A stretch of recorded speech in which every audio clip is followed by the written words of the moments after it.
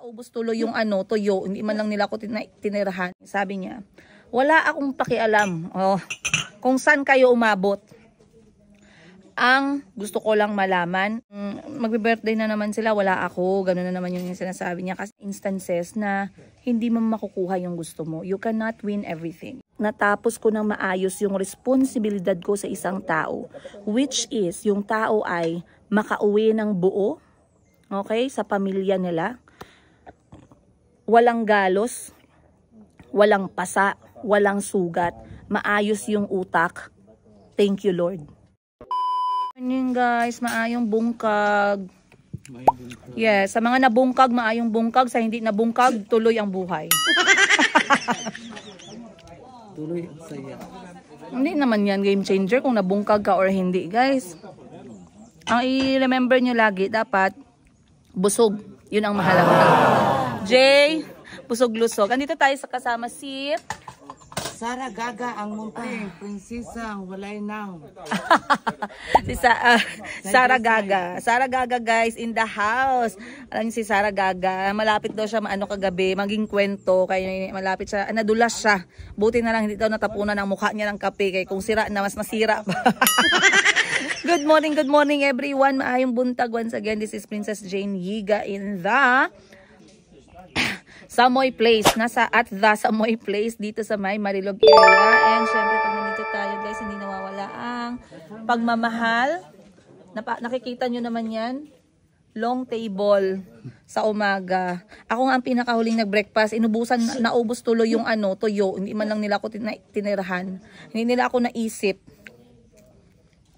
Buti na lang may natira pang pizza. Ang ganda ng panahon guys. Ayan o.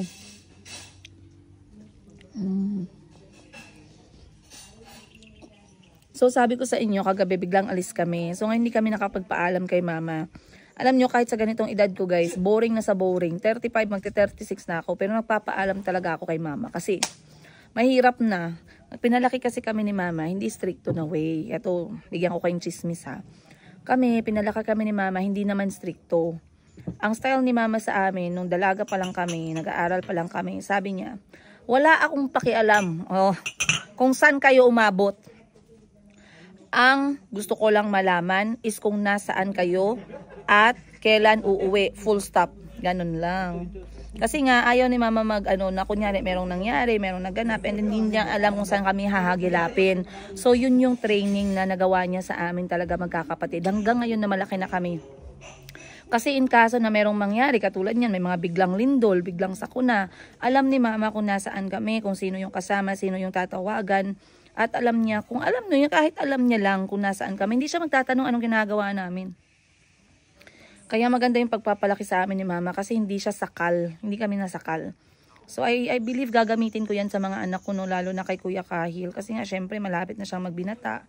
Imagine magti-13 na si Kuya Kahil ngayong February pala. At marami ang nakakamiss kay Kuya Kahil. Marami kayong excited sa pagbabalik ni Kuya Kahil sa Pilipinas. Tumatawag siya guys, pag tumatawag sa akin, sabi niya, ma, namimiss ko mga kapatid ko, ganito ganyan, nag-uusap sila sa video. Tapos sabi niya, magba-birthday na po sila, wala po ako, ganun ang sinasabi. Kasi syempre, kuyang-kuya siya. Alam niya na mga kapatid niya to, ganun. So ngayon, naipit sa ngipin ko. So ngayon, sabi niya, magbe-birthday na naman sila, wala ako, ganun na naman yung sinasabi niya. Kasi nga, yung birthday ng mga kapatid niya ay syempre may mga panahon na meron siyang eskwela. So hindi talaga sila pwedeng magkita.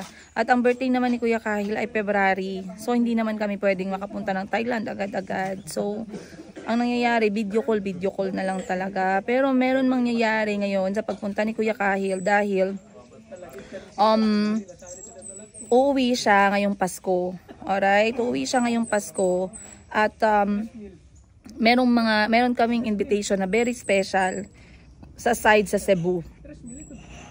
And syempre, hindi ko muna sasabihin sa inyo, pero malalaman nyo din. So, isasama ko si Kuya Kahil sa Cebu para makapag-date naman kaming dalawa doon. At the same time, ay ma-enjoy niya naman yung kanyang stay dito sa Pilipinas. Lalong-lalo pat holiday. Kasi ang kulturang Pinoy para kay Kuya Kahil ay masaya. Lalong-lalo na kapag Pasko at saka New Year. Gustong-gusto niya yung mga parlor games. Gustong-gusto niya. Very competitive siya sa parlor games. Pero ano siya very sport din. Kasi syempre normal lang as the child is growing up. Umaabot din sa point na talagang naiyak siya, nagalit siya kapag natatalo. That was before when he was still younger, like around 7 or 8 years old. Pero talagang in-instill ko sa kanya na if everyone wins in a game, okay, or in sports, it doesn't make sense and it's quite boring. Kasi meron tayong ugali na sa ganyang ipapanalunan lahat. Pero the real world is not like that. Hindi ganyan ang totoong mundo. Talagang sa totoong buhay, sa totoong mundo, in adult world, meron talagang mga instances na hindi mo makukuha yung gusto mo. You cannot win everything. You cannot get what you want all the time. So, lagi ko siyang tinitrain yan. Simula nung 7 siya, nung nakitaan ko na uy, hindi sport yung anak ko, tinrain ko na siya. 7, 8 years old, 9 years old, 10 years old. Ngayon nga ay umabot na siya ng magse-13 years old na siya. And I always had that training sa kanya na matalo man siya, he should accept that fully. Na, oy, talo ako pero I enjoyed. Natalo ako pero I had fun. Natalo ako pero at least I knew kung saan ako nagkamali. Natalo ako pero at least acknowledge ko kung bakit kami natalo. Yung ganun na klase na mindset. So, ngayon, hanggang ngayon, kahit na hindi kami magkasama, pag nagkikwento siya sa akin na ganito ang nangyari, ganyan, tapos nakikita ko nasasaktan siya, tinatry ko siya i-lift up and I try to remind him sa mga tinuturo ko sa kanya nung bata pa. And it actually gets better by the way, you guys. So ngayon, sobrang excited ako dahil makakasama ko nga siya sa bansang Thailand. Ayan, abangan ninyo yan. I will be in Thailand very soon. Kasama ko si Miss Joselle, ang first ever international trip ni Miss Joselle. Ayun. So maraming nagsabi, maraming nagko-comment ngayon kay Miss Joselle, no? Sabi, naku, dumidikit ka lang dyan sa amo mo kasi ganito, ganyan. Naku, ganito, bakit mo hinahayaan na ganito? Ano naman yung amo mo, madamot, gumaganon, no? Sa mga ganyan na mga banat at atake, naisip ko lang sobrang low ng ibang tao. Sobrang low, sobrang cheap ng paninira nila. At sobrang mababa yung strategy, yung technique. Kasi for you to brainwash someone who is already adult and capable of thinking for themselves, right? It's quite, sorry sa word it's quite stupid. By the way, you guys, why would you brainwash someone na matanda na? Okay, meron din naman tao mga nabe-brainwash, meron din naman tao na uuto in simplest form, no? Pero most of you guys, matanda na tayo You cannot just tell someone masama ang ugali nitong taong to and then just with the snap of your finger naniwala ka agad. Ibig sabihin, you are easily manipulated. Ibig sabihin, wala kang sariling desisyon, wala kang sariling utak.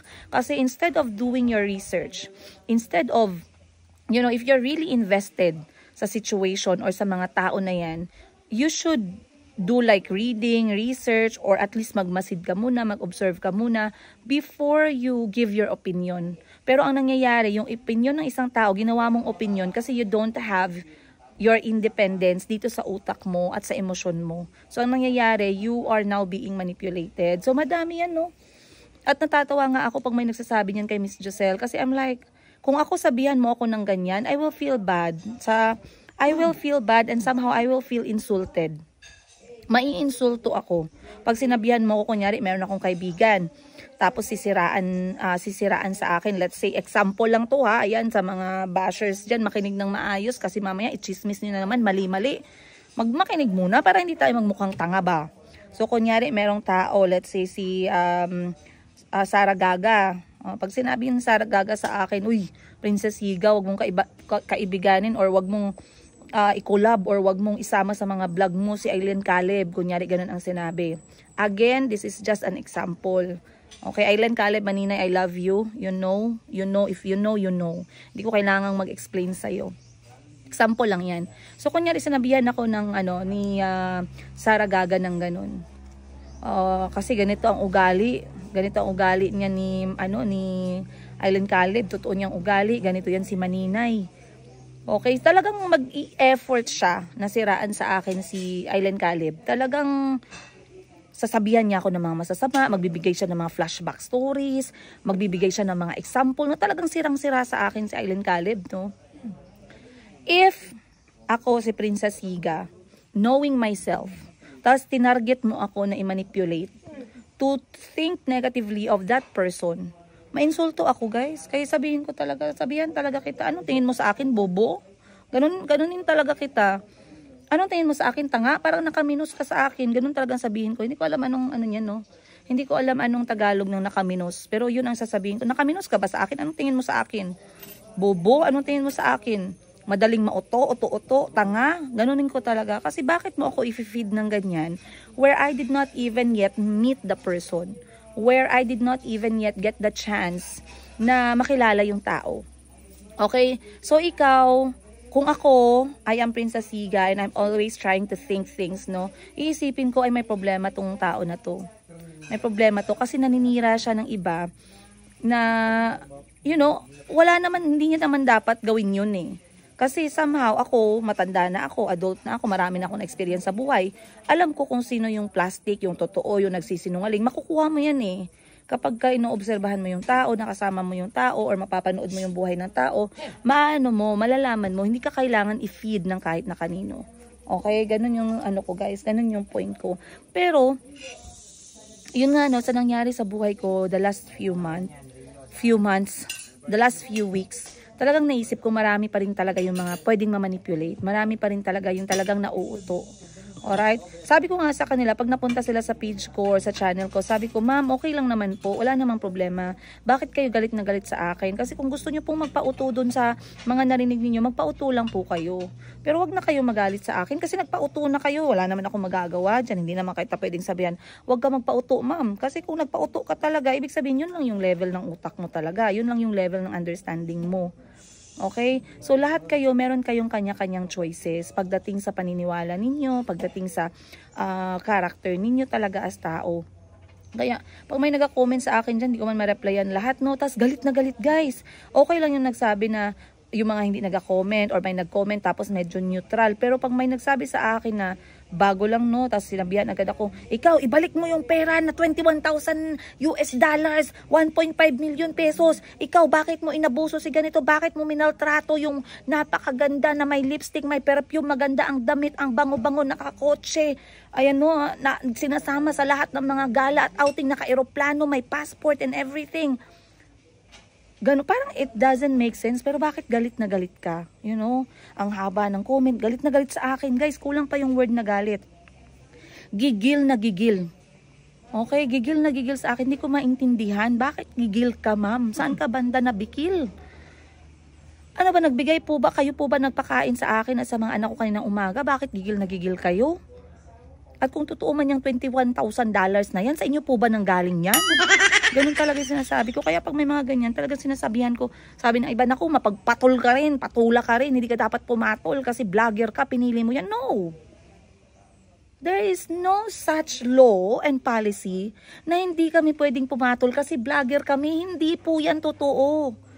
Papatol kami kung kailan namin gustong pumatol kasi tao lang din kami, guys.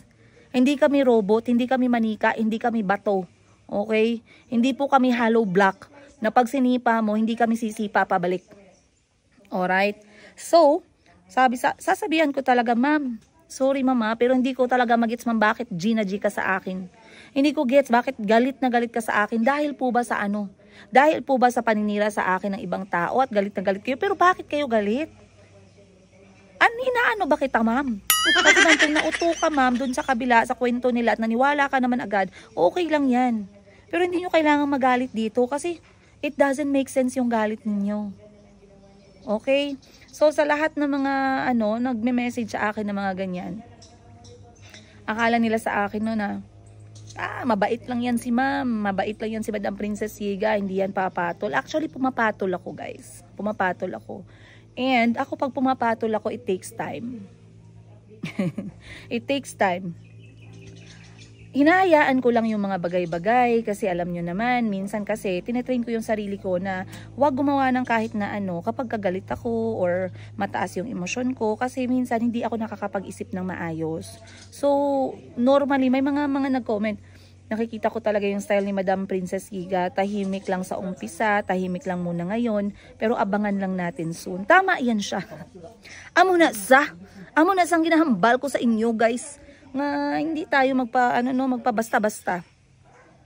Isang buwan, ang daming kwento, kasinungalingan, nilabas tungkol sa akin. Pero sa lahat ng mga kasinungalingan yan, wala kayong nakita na kahit na isang ebidensya or proof na prinamis na ilalabas. Ang nangyari dyan, ginawang delaying tactic, ginawang delaying technique. Ginawang tawag mo dyan, patibong para manood at magantay yung mga gustong ganun. And naisip ko, oh grabe, sobra. Sabi ko, wow, grabe. Akala ko, iniisip ko naman hindi ako sikat pero bakit parang nagbabago yung isip ko? Kasi sa ganito ko, sobrang daming tao na talagang pumupunta sa akin. Sabi ko, tingnan mo. Iniisip ko, dahil siguro sa guys, dahil sa nangyari, mas lalong na-curious yung tao sa kwento ng buhay ko. So, natutuwa naman ako. Pero you know what, guys? Merong positive Ako sabihin ko sa inyo kung ano yung positive. Ilagay ko lang tong phone ko. Kasi, gusto kong i-share sa inyo yung positive. By the way, ito, hindi ko na lang to i-edit kasi diretso na natin to i-upload ngayon. Bali, magiging raw and unfiltered episode na to habang ako'y nag-i-enjoy sa isang platong pizza. So, meron akong gustong i-share sa inyo kasi despite of everything na kumakalat, paninira sa akin, come to think of it you guys, actually, para sa akin, meron akong dapat ipasalamat. Alam niyo kung bakit? Maraming ways na siraan ako ng isang tao. Okay? Maraming way na pwede akong pabagsakin ng mga tao na gigil sa akin. At sabihin kong mga kasi more than one sila.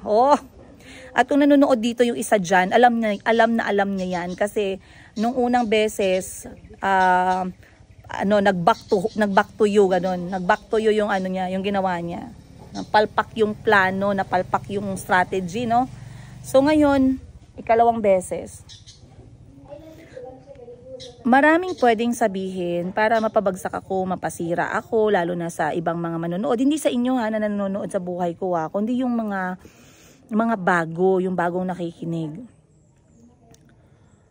Maraming pwedeng gawing kwento kasi kwento, 'di ba? Pwede mo namang gawin 'yan, pwede mo namang paasahin yung tao na meron kang ilalabas na proof, meron kang ipapakita na ganito. Ang problema, wala kang mapakita kasi alam mo sa sarili mo na lahat ng sinabi mo ay puros kasinungalingan at hindi naman nag-i-exist. Okay? Keso ako'y nagsasayaw na almost nakahubad, keso may kasama akong lalaki, sumakay sa kotse ko, keso may lalaki sa kwarto ko ng 6 na oras, keso minaltrato, keso nag-receive ako ng pera na hindi naman para sa akin or para sa mga anak ko, keso ang gate ng bahay ko ay hindi talaga galing sa paghihirap ko, keso ano pa ba yung madami mga kulong na issue na yan. Ang daming pwedeng gawin, unlimited guys. Pero you know what? The fact na natapos ko ng maayos yung responsibilidad ko sa isang tao, which is yung tao ay makauwi ng buo, sa pamilya nila, walang galos, walang pasa, walang sugat, maayos yung utak. Thank you, Lord. I am very blessed. Mahal na mahal ako ni Lord. Alam niyo kung bakit? Madami pang pwedeng gawing drama Sa intensity ng ginawang mga drama at pagsisinungaling tungkol sa akin, dinamay pa pati yung pamilya ko. Marami pang pwedeng gawin. Pwedeng saktan yung sarili, sinabihan na sinaktan ko. Pwedeng maglaslas, sinabihan na na-depress dahil sa akin. Pwedeng nagpabuang-buang, tapos pagdating sa pamilya, nabuang na. Pwedeng ganun ang senaryo. Okay? Pero ang senaryo is, siniraan ako ng 1 buwan. Maayos ang katawan, walang pasa, walang sugat, maayos ang pagsasalita, maayos na kausap yung pamilya, maayos na natanggap ng pamilya, okay? Maayos na nakauwi sa kanila. Ibig sabihin, ang responsibilidad ko ay tapos na. Kaya nakikita nyo ako guys, pakalma-kalma lang ako kasi alam ko ang responsibilidad ko sa tao ay maayos at talagang may closure ng maayos. Lipat tayo dito kasi medyo mainit. Ayan. Grabe yung chika natin. Umabot din tayo ng ng 19 minutes Jay? Saan ba si Jay? Okay. Ganda ng view natin So, may nagsabi sa akin, Princess Higa, sabi, Princess Higa, patulan mo. Ganun. Princess Higa, sumagot ka. May mga kilala akong mga sikat na content creator. Nag-message sa akin, Princess Higa, di ba sinabihan na kita na patulan mo, sumagot ka. Sabi ko, okay lang. Okay lang yan. Ganun Bakit ba kasi ang kalma-kalma mo? Bakit ba kasi hindi mo sinasagot? Bakit ba kasi ganito ka lang? Hindi ka naman full blast gumaganon sa akin.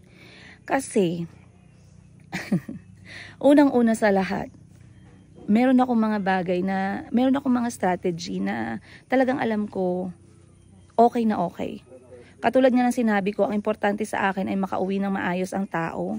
Dahil syempre nakasama ko, natanggap ng pamilya na maayos yung estado, mataba, malaki, kumikinang yung balat, mabango, naka-lipstick, may mga tawag nito, accessory sa katawan, may kulay yung kuko, ayan, may perang dala, ayan, may gamit na dala, maayos, may iPhone, may cellphone na maayos.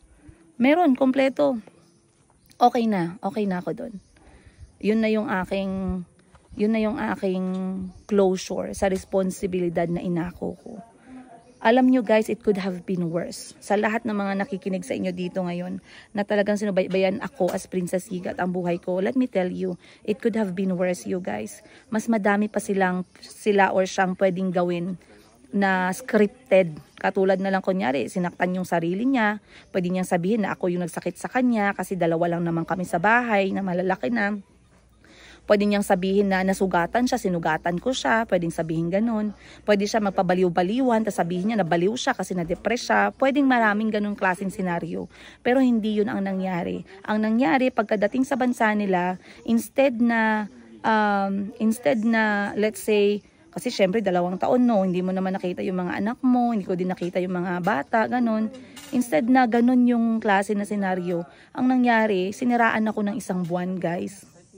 Ginawan ako kwento 1 buwan.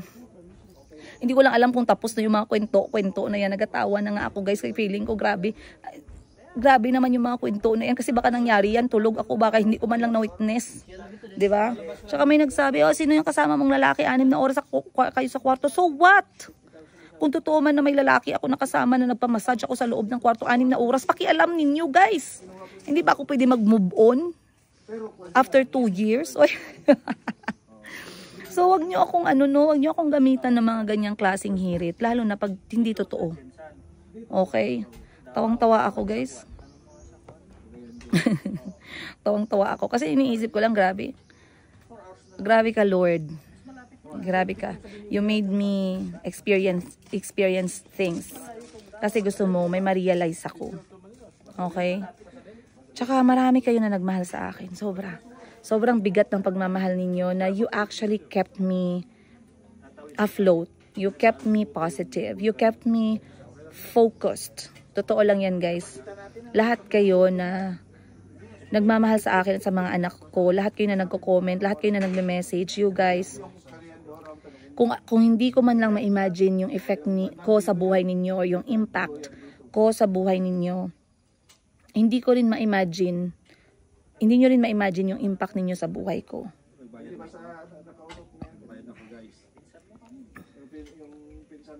I'm still grateful, by the way. I'm still grateful. Yan, wala lang yan. Ang importante sa akin, wala na siya dito sa amin ng mga bata. Ang importante sa akin, masaya si Kuya Kahil sa balita ko sa kanya na wala na dito yung tao na ilang beses niya nang kinausap sa akin, sinumbong sa akin. Wala na dito si Chico, masaya na din. Kasi ayaw ni Chico talaga guys. Si Calby ay masaya na din. Maraming sinumbong sa akin yung mga bata talaga na lalo na ngayon na mas may oras ako sa kanila. Hindi ko kailangan sabihin yung mga sumbong ng mga anak ko kasi as a nanay, my main goal and my main responsibility ay talagang as much as possible at hanggang sa kaya ko ay protektahan yung mga anak ko, and I did. At grateful na ako doon. Okay, grateful na ako doon. So, hindi ko alam kung hanggang kailan, hanggang saan pa. Ako hindi ako mag-ano guys. Pero darating din ang araw na yan. That day will come. That day will come. And may nagtanong sa akin, Madam, di ba lagi mo namang sinishare yung kwento ng buhay mo kasi alam mo na may learning, alam mo na meron kang natutunan sa part na yan. Totoo yan. And maraming iba na pinupuga ako, pinipressure ako in a wrong way. Actually, that is not how it's supposed to be. I am the kind of person na hindi mo ako mape-pressure. Kahit mga kapatid ko, hindi ako mape-pressure, guys. I do things on my own time. I keep quiet and then I do things on my own time. So sa lahat sa inyo na excited na marinig yung side ko, it's not something about, it's not gonna be, it's not gonna be hatred. It's about learning sa buhay. I'm going to talk about something, pero it's more sa side na ikikwento ko sa inyo. Syempre, sanay naman tayo dyan sa natin, no? Talagang mga voice over natin, kung saan kinikwento ko sa inyo, yung mga ganap-ganap, totoong pangyayari. And then, syempre, i-highlight natin yung learning sa buhay. So anyway guys, I guess yun lang ating chika-chika ngayong umaga. Ang tagal ko naman nakakapag-chikahan sa inyo.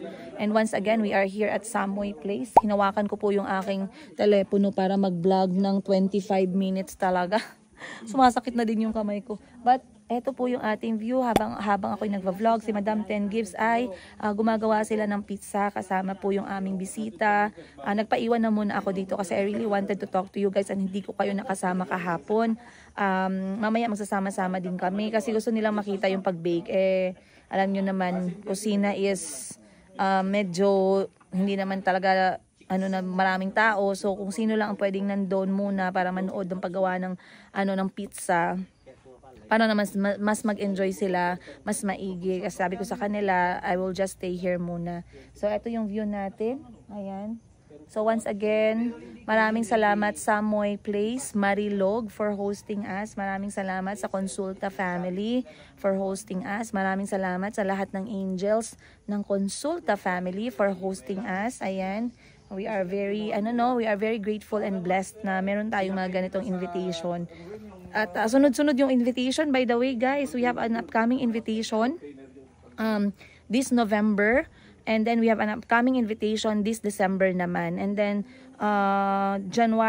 December and January, middle and the late of December, and then January, I will be very busy kasi nandyan si Kuya Kahil. Araw-araw kami magkakasama ng mga anak ko, guys. And then February is balik na tayo sa ating full blast sa pagbebenta. Ayun. So maraming salamat once again. Maraming salamat at mahal na mahal ko po kayo. I guess I'll see you guys on the next one. Comment down below kung ano yung mga naramdaman ninyo the last few weeks. Comment down below kung ano yung mga naramdaman ninyo sa kasagsagan ng mga issue na tinatapon, binabato, sinasampal sa akin at sa pamilya ko. Let me know how it affected you. I wanted to hear from you guys na talagang nanonood ng kwento ng buhay ko. Paano kayo naapektuhan? Yun yung gusto kong malaman. How did you feel? Did you somehow doubt? Nag-doubt ba kayo sa akin? Did you somehow believed na ako as Princess Higa ay talagang ginawa yung mga bagay na tinapon at pinaratang sa akin? How did it affect you? Did you leave? Iniwan nyo ba ako ng ilang araw? Bumalik ba kayo or iniwan nyo ako completely? I just want to hear. And alam nyo ako guys, hindi ako nag-off ng comment section at talagang binabasa ko ang mga comment ninyo. At kapag kayo ay nag-comment at merong heart yan, ako po yan. Kasi nabasa ko po yung comment ninyo kahit hindi ko po na-replyan. So let me know what you think guys sa mga silent viewer natin dyan. I would like to hear it from you by the way kasi I wanted to know paano kayo naapektuhan. Kasi yung mga kaibigan na nakita ko, nakasama ko at nakausap ko the last few weeks ng kasagsagan ng paninira sa akin at paggawa ng kwento tungkol sa buhay ko guys na gidrawing na sa rainbow. Marami talaga akong narinig na grabe Princess Higa, hindi namin ma-imagine. Imagine ako nakafollow ako sa'yo sa Africa ka pa lang hanggang ngayon tapos nakikita ko yung ginagawa mo halos araw-araw ng buhay mo tas ganun yung kwento. Ang kapal naman din talaga ng mukha mo, Princess Higa. Hindi ganun ang sinasabi. Pero I mean, I'm curious. Let me know what you think, guys. Babasahin ko po lahat yan. I'll see you on the next one. Much love, Princess Higa, also known as Tendera sa Africa. Bye!